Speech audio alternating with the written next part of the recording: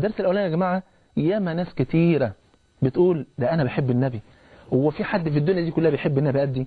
يا سلام، ده انا يوم القيامه لما اقابل النبي على الحوض اقول له يا رسول الله ما كانش حد في الدنيا دي كلها بيحبك قد انا بقى حتى عارف في المولد بتاعك اكتر كنت باكل علبتين حمص وحلاوه لوحدي سبحان الله.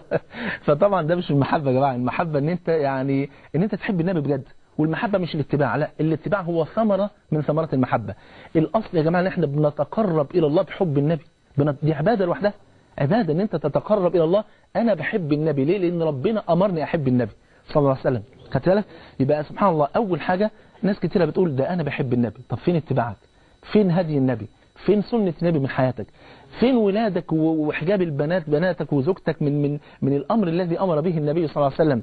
فين وفين وفين؟ دور بقى، شوف بيتك بقى يعني منشأ وعمل إيه؟ أنت أسست بيتك ده على هدي النبي ولا أسسته على تقليد الشرق والغرب والبعد عن هدي النبي صلى الله عليه وسلم؟ هي دي المسألة يا جماعة.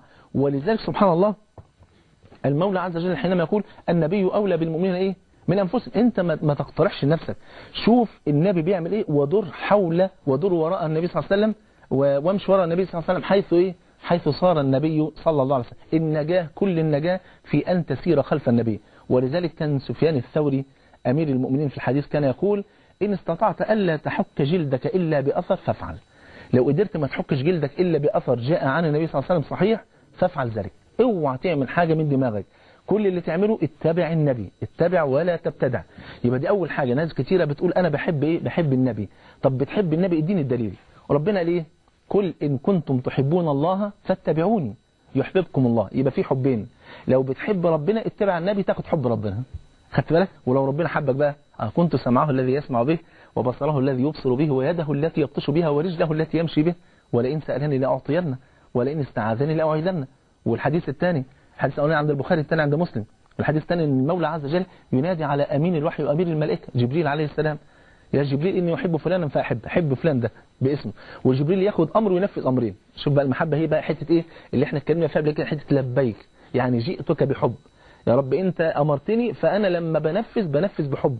أنت أمرتني بالفرائض، شوف قد إيه، ويعني خليت النوافل مستحبة فأنا جاي لك بالفرائض والنوافل لأني بحبك. خدت بالك المسألة عامله إزاي؟ فجبريل ياخد أمر وينفذ أمرين. ربنا بيقول له يا جبريل إني أحب فلانا فأحبه، فسيدنا جبريل يحبك.